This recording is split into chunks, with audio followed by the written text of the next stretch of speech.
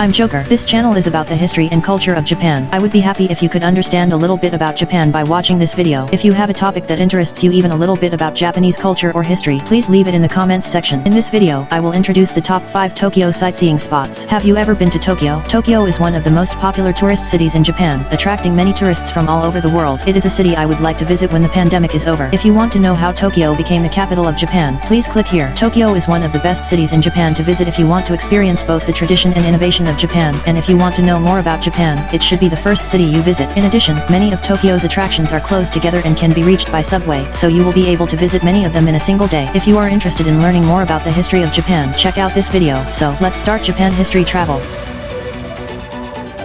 First, let me explain how Tokyo is divided into different regions. Tokyo is divided into the 23 wards of Tokyo in the east, where tourist spots such as Shinjuku, Shibuya, and Asakusa are concentrated, and the west, where there are many commuter towns. In this article, I will focus on the east side, the 23 wards of Tokyo. These is the 23 wards of Tokyo. The west side, with Shinjuku, Harajuku, Shibuya, and Ikebukuro, is the youth town. The center, with celebrity towns such as Roppongi and Azabu-Juban, and the east side, with Ueno, Asakusa, Nihonbashi, and other places where you can enjoy Japanese traditions, is the traditional town. If you want to experience cheap izakaya, Japanese-style pubs, you should go to the west side, and if you want to eat fine sushi, you should go to the center. I believe that the area you visit will depend on your needs. Now, I hope you have a better understanding of Tokyo. Now it's time for me to introduce you to the top 5 Tokyo sightseeing spots that I recommend. Let's start with the 5th place. Number 5 is Akihabara. Akihabara is known as a sacred place for anime, which is now a part of Japanese culture. In particular, Akihabara Electric Town, nicknamed Akiba, is known worldwide as the holy land of anime and games, with its dense concentration of stores specializing in anime, manga, and game goods. Akihabara Radio Kaiken and Mandarake sell a wide variety of manga and anime goods. The Super Potato is a treasure trove of retro games. At night, Mogra is a popular club where you can enjoy anime songs. In Japan, the anime and idol fans who gather in Akihabara are known as otaku. A few years ago, a horrific incident involving an otaku lowered the image of otaku, and the term was often used in a negative way. However, in recent years, the image of otaku has gradually improved as anime has been accepted by many generations. The term otaku has become commonplace in everyday conversation. If you like anime and manga, you should definitely visit this place.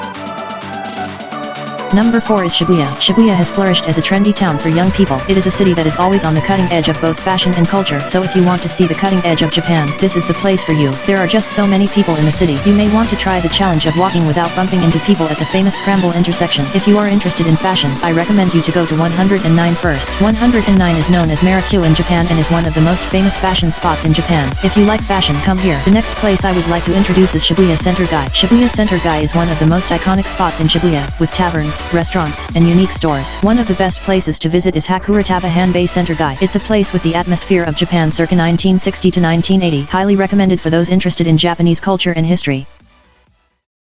Number 3 is the Imperial Palace. The Imperial Palace was originally located in Kyoto, but was moved to Tokyo after the fall of the Edo shogunate in 1868. If you want to know more about the Edo shogunate and the samurai, please watch this video. Including the mythical world, the Japanese emperor has a history of about 2,600 years, and the current emperor is the 126th in a very long line of emperors. The emperor symbolizes the nation of Japan itself, and was respected and revered by the great people of Japan in the past. I will introduce Japanese mythology in another video. The residence of the emperor is here, the Imperial Palace. Even though it is located in the center of Tokyo, it is very quiet and famous as a running course. I also came here to train for a half marathon. After passing through the lush green sidewalks, you can take a walk around the former site of Edo Castle. Edo Castle symbolizes the Edo period, which was the longest military regime in Japan. It is here that many great men and women must have discussed the future of Japan. Near the Imperial Palace, there is an art museum called the Sannomaru Shozokan. The museum exhibits artifacts that have been passed down from generation to generation in the imperial family, so if you are interested, please visit.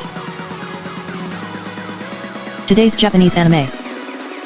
Today's Japanese manga is Durarara. Durarara is an ensemble drama set in Ikebukuro, Tokyo, featuring a number of unique characters, including high school students, occultists, and color gangsters. The main attraction of Durarara is the characters, the living urban legend of Ikebukuro called the Headless Rider, the Russian who runs a sushi restaurant, and other characters with their own unique traits make for a wild and ridiculous frolic that is painful to watch and will give you a chance to understand the city of Ikebukuro. What is your favorite manga? If you're at all interested in this book, please buy it.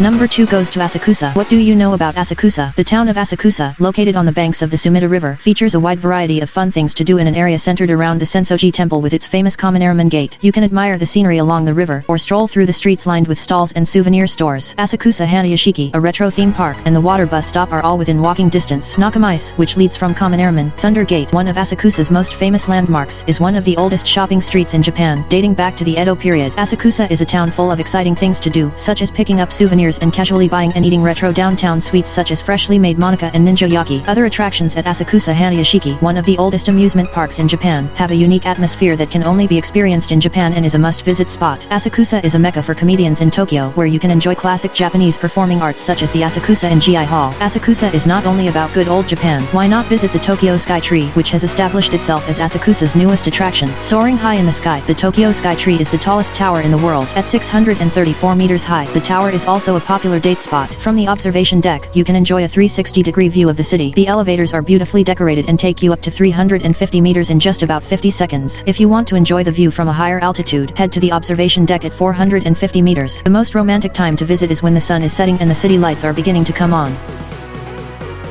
Number 1 is the Edo Tokyo Museum. A museum in first place? Some of you may be wondering why a museum is number 1, but in my opinion, this is the best. The Edo Tokyo Museum contains the entire history of Tokyo. It is a great spot for all Japan lovers. The permanent exhibition focuses on the 400 years since Ieyasu Tokugawa's arrival in Edo, and introduces the history and culture of Edo Tokyo using actual materials and restored models. One of the most eye-catching exhibits is a life-size model of the Nihonbashi Bridge, which people use to cross when entering Edo. Many interesting buildings, such as row houses, are also reproduced to give visitors a peek into the life of Edo. The museum is lined with many exhibits, including real materials, some of which you can actually touch. Please enjoy the feeling of traveling back in time. There are volunteer guides for the permanent exhibition rooms, free of charge, and audio guides for the permanent exhibition, available in 13 languages, making it an easy museum for tourists to enjoy. This will help you feel more familiar with the history of Tokyo that is introduced in this channel. That's it for this edition of Japan History Travel. I hope this video will be helpful for your sightseeing in Tokyo. Next time I'll show you some of the best places to visit in modern-day Osaka. Osaka is an attractive tourist spot, famous for its very tasty Japanese food in the second largest city in Japan. If you are at all interested in sightseeing in Osaka, please take a look. We will continue to introduce its relationship with Japanese history and culture. If you found this video interesting, please give it a high rating and subscribe to our channel. I hope you enjoy it. See you again.